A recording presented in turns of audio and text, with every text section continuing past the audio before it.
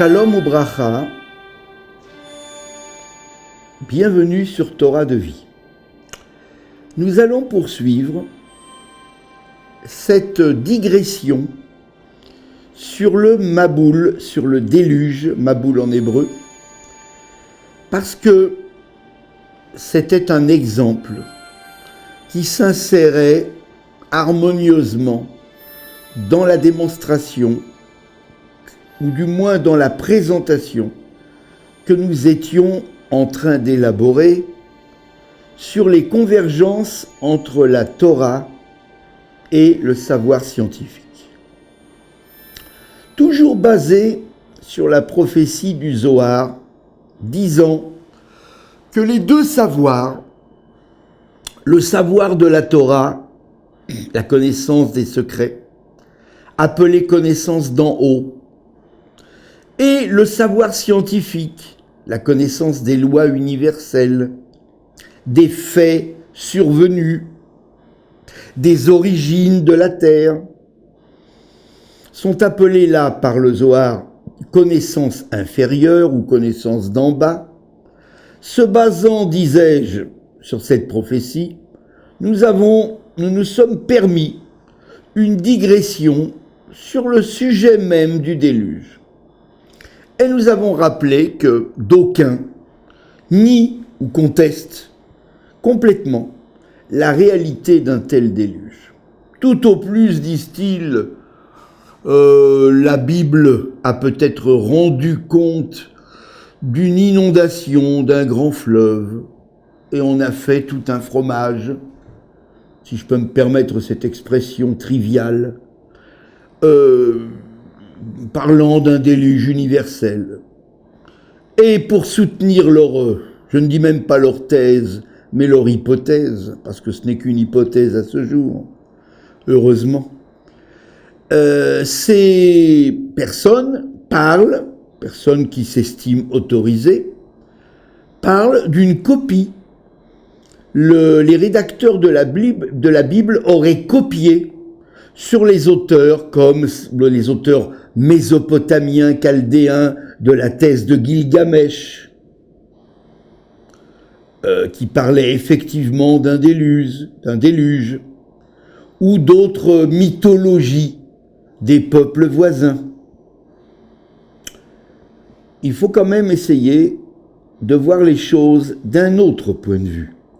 Il est possible que les autres nations, qui, ne l'oublions pas et selon la Bible, sont issus de la même souche, de la souche d'Adam, il est possible que les autres nations, il est même plus que probable, que les autres nations aient gardé mémoire d'un déluge universel dont la Bible rend compte. Ce n'est pas parce que la Bible copie, c'est parce que la Bible est le savoir, l'autoroute du savoir, que les nations ont pu et ont parfaitement pu développer des thèses voisines, des thèses semblables. L'humanité s'en souvient. Je peux vous dire, en ouvrant une parenthèse dans une parenthèse, qu'il existe un auteur de ce genre de révélation, un auteur qui d'ailleurs était juif, et que je connais sous le nom de Immanuel Velikovsky, qui était un génie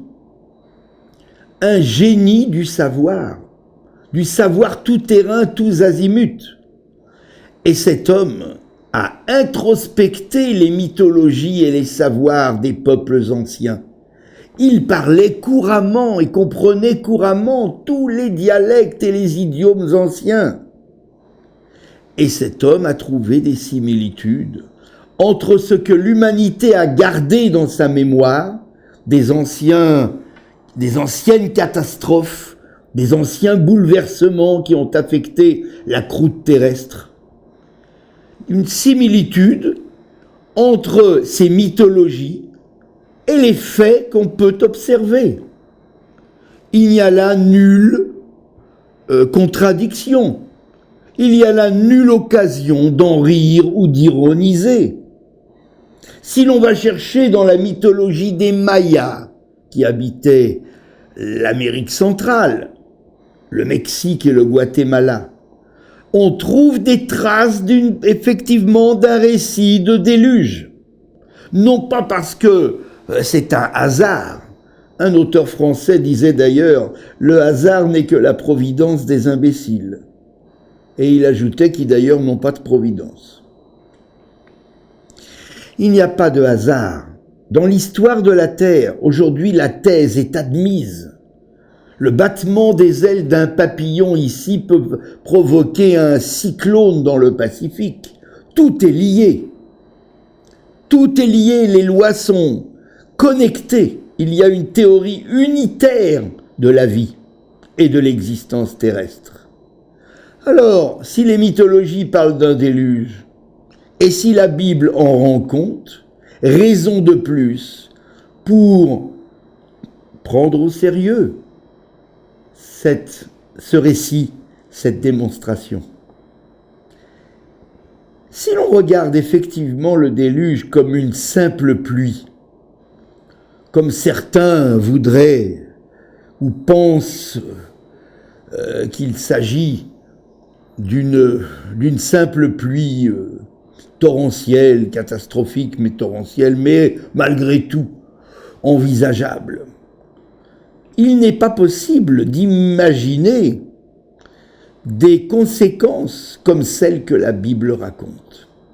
On est donc obligé de chercher un peu plus loin que la simple pluie. J'ai donné récemment, lors d'une conférence, j'ai cité ce que des personnages beaucoup plus compétents que moi, des maîtres en sciences, ont découvert. Si l'on prend simplement l'exemple donné par la Torah, par la Bible, d'une couche d'eau extrêmement importante, au point qu'elle ait noyé toute la surface de la terre, au point que les plus hautes montagnes furent recouvertes, comme dit la Bible, Vayechusu et Harim, les montagnes furent recouvertes. Et lorsque l'eau a commencé à baisser, la montagne la plus élevée de la région, le mont Ararat, 5135 mètres aujourd'hui, ce mont Ararat a émergé tout doucement de l'eau qui se retirait. Eh bien, pour faire monter le niveau des océans qui, rappelons-le, couvrent 75% de la surface de la Terre, pour faire monter les océans à 5135 mètres, une pluie même d'un an n'aurait pas suffi. On est donc obligé de dire que quelque chose d'exceptionnel est tombé du ciel, ce que la Torah appelle les cataractes du ciel. De quoi s'agit-il? Je veux ajouter, avant d'aller plus loin, que si une pluie, même torrentielle, s'était abattue sur la terre pendant 1 an ou 2 ans, l'eau des océans n'aurait pas monté de plus de 5 cm, voire 7 cm pour 2 ans, mais pas 5135 mètres. On est donc obligé de dire que quelque chose d'exceptionnel, disais-je, est arrivé. Et là, pour essayer de savoir, on peut émettre une hypothèse. Nous n'en sommes qu'aux hypothèses. Mais ces hypothèses vont soutenir ce que dit la Torah. Au lieu de contredire gratuitement et stérilement ce que dit le texte, un texte, comme je l'ai dit, soutenu et épaulé par toutes les mythologies anciennes des peuples avoisinants, il vaut mieux essayer de trouver des points de convergence. Alors on a quelque chose de formidable. C'est lorsque la sonde marinaire est allée s'approcher de la planète Vénus en 1978. Elle a trouvé autour de la planète Vénus une atmosphère.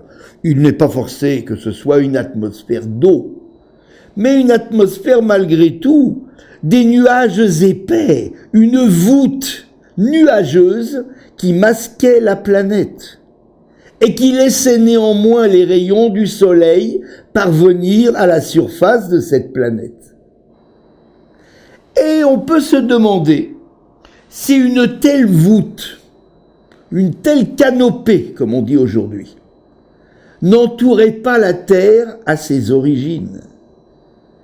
Et que cette voûte, en se dissolvant, en éclatant, en s'éparpillant, parce qu'il s'agissait là effectivement d'une atmosphère liquide, gazeuse, faite de gouttelettes d'eau, en se dispersant, on se demande si cette voûte de 20 km environ d'épaisseur n'aurait pas effectivement donné ce déluge qui a noyé la Terre jusqu'au sommet du mont Ararat. Et avec l'aide de Dieu, les prochaines fois, lors de nos prochains entretiens, nous essayerons d'affiner encore davantage les éléments, les indices qui plaident en faveur d'une telle voûte autour de la Terre originelle. Merci de votre attention et à bientôt.